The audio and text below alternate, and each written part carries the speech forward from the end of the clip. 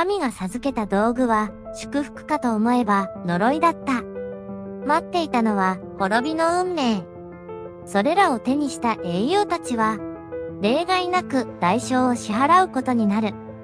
今回はギリシャ神話と現実が交差する13の呪物を紹介するわ。神の力が宿る呪われたアイテム。それでは始めましょう。呪われた王家アトレウス家の血と剣。神話史上最大の悲劇と連鎖。王になった瞬間、すべてを失う。これはギリシャ神話で最も血生臭い王家の物語。次々と起こる裏切り、暗殺、復讐。そのすべてが一本の剣をめぐって連鎖していくのよ。まずはじめは呪われた王家として知られるアトレウス家の血と剣の神話をご紹介するわね。1、始まりは兄弟殺し。アトレウス家の呪いは父タンタロスから始まる。タンタロスは神に人肉を食わせようとした大罪人。その子ペロプスは呪いを受けながらも王位につく。だが、ペロプスの息子たち、アトレウスとデュエステスがさらにとんでもない争いを始めるの。兄アトレウスは弟デュエステスの子供を殺し、それを料理にして食わせたのよ。この瞬間、アトレウス家の呪いは確定したの。血の復讐は代々引き継がれていくことになるわ。2、呪いの剣と家系の凶器。この王家に伝わる剣。ペロプスの剣とも呼ばれる神から授かった家宝があるの。でも、この剣は持つ者を狂わせる。息子アガメムノンが王となってからも、家族内の殺し合いは止まらなかった。アガメムノンは戦争のため、娘イピゲネイアを神への生贄に捧げてしまう。それを恨んだ妻クリュタイムネストラは、アガメムノンの帰還直後、風呂場で彼を刺し殺したのよ。その時、使われたのも、先祖代々の剣だったと言われているわ。3、血の復讐と終わらない連鎖。殺された父の復讐のため、今度は息子オレステスが母を殺す。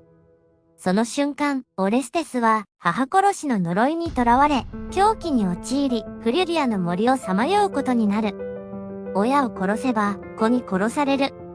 この呪いは世代を超えて続いていくのよ。神々の間では正義だったことが、人間界では呪いとして残る。アトレウス家はその象徴なの。神が与えた剣がここまで血を呼んだ一族は他にないわ。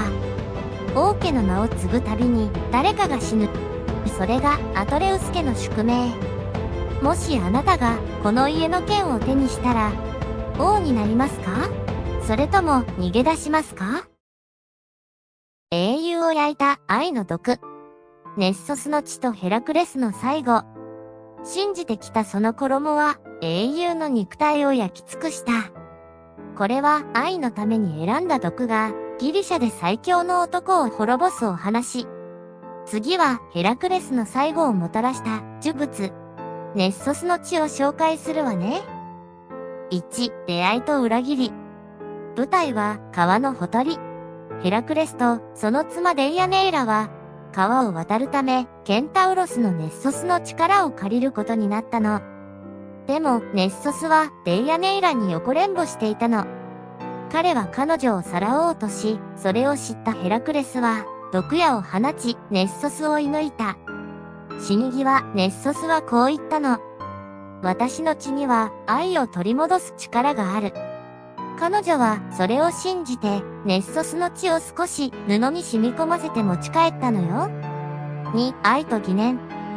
それから月日が流れ、デイアネイラはヘラクレスが別の女性と親しくしていると噂を聞く。その頃、ヘラクレスの心は別の女性に向いていたとも言われている。名はイオレイ。戦で勝ち取った女性で、その美しさは多くの英雄たちを魅了していたのよ。彼女の父と争い、ヘラクレスは彼女を手に入れた。それはデイアネイラにとって耐え難い知らせだった。もう私の元には戻ってこないかもしれない。そう思った彼女はあの地に希望を託したの。愛を取り戻すための最後の手段として、不安と嫉妬に駆られた彼女は、あのネッソスの血を塗った衣を愛を取り戻す贈り物としてヘラクレスに送った。その瞬間、布に染み込んだ毒が皮膚に焼き付き、筋肉を溶かし、骨にまで達していく。どんな戦場でも倒れなかった男が、その衣に地面を転げ回って苦しんだのよ。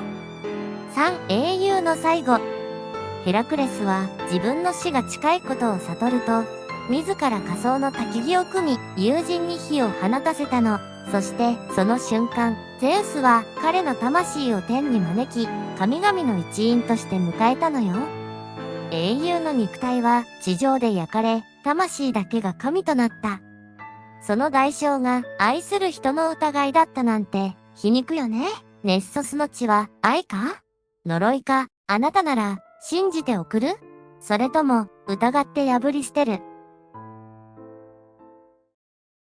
誰にも解けない。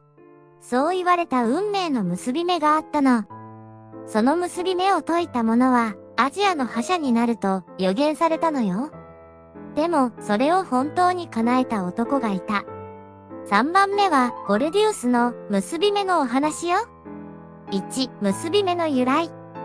舞台は古代アナトリア地方、フルギア王国。王が亡くなった後、神託が出されたの。最初に神殿に来た者が王となる。現れたのは貧しい農夫、ゴルディウス。リッシャに乗って現れた彼は、そのまま王に選ばれた。彼は感謝の証として、リッシャを神殿に奉納し、長いを太く結んで残したのよ。それがゴルディウスの結び目。に解けば支配者に。やがて伝承が生まれる。この結び目を解いた者はアジアを支配すると。でもそれはただの縄じゃなかったの。始まりも終わりも見えない不可能な結び方。多くの者が挑戦したけれど、誰一人解けなかったの。3アレクサンドロスの登場。その時現れたのがアレクサンドロス大王。わずか20歳で王となり、征服の旅に出ていた。彼は結び目を見つめた後、剣を抜き一刀両断。解くのではなく断ち切った。それは神託を力でねじ伏せたという意味でもあるの。以降、この行動はゴルディアンノットと呼ばれ、難題を強引に解決する比喩として今も使われているのよ。4. 神話と史実の間。この逸話は歴史書と神話書の両方に記録されている。彼は自分をゼウスの子と名乗っていたし、神の予言を演出に使ったという説もあるのよ。切ることで予言を実現した。まるで神と契約を交わしたかのようね。神の言葉を刃で叶えた男。あなたはそれを運命の力と見る？それとも暴挙？もし目の前に誰も解けない結び目が現れたら、あなたは切る？それともほどくかしら？パンドラの箱。すべての最悪はこの箱から始まったの。ちなみにパンドラの箱という言葉、実は古代の文献では壺、ピトスと書かれていたの。この箱という訳語はルネサンス期の翻訳者が誤って書き換えたものだと言われているのよ。神々が作った最初の女性、パンドラ。パンドラが開けてしまった神々の封印。彼女が開けた箱から世界中に最悪が飛び出した。疫病、争い、死。でも希望だけは箱の底に残ったの。パンドラは完全な神話上の存在だけど、一部の研究者の間では古代社会の実在女性がモデルになっていたのではという説もあるの。送られる女性という立場があまりにも当時の現実に近すぎたからかもしれないわね。メドゥーサの首。見たものを石に変える最強の呪物。ペルセウスが討ち取った怪物、メドゥーサ。その首は死後も石化の力を持っていたの。ペルセウスは神話上の英雄だけど、実際に都市国家の守護像として信仰されていた人物でもあるのよ。ペルセウスが討ち取ったその首は死なず、敵を石に変える呪具として形を変えて神の盾に使われた。神の怒りと人間の暴力が生んだ呪いの象徴。黄金の羊毛。眠らない竜が守る黄金の羊毛。イヤソンはそれを手に入れるため裏切りと呪術に手を染めた。なぜならそれが王になるための引き換えだった。アポロンの矢。英雄アキレウスの唯一の弱点であるかかとを貫いたのはアポロンの加護を受けた矢。人間の運命を変えるのは神の一者だったの。オルフェウスの盾ごと冥界をも開かせる奇跡の音色。愛する人を取り戻そうとした詩人は音楽で神々の心を動かした。けれど一度の振り返りで全てを失うの。荒くねの織物。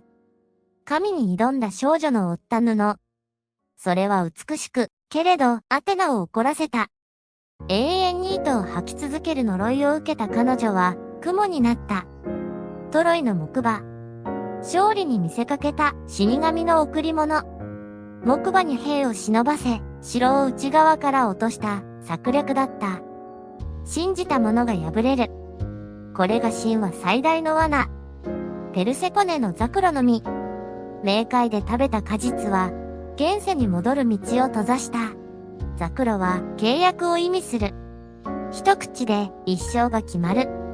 神々のルールは甘くはない。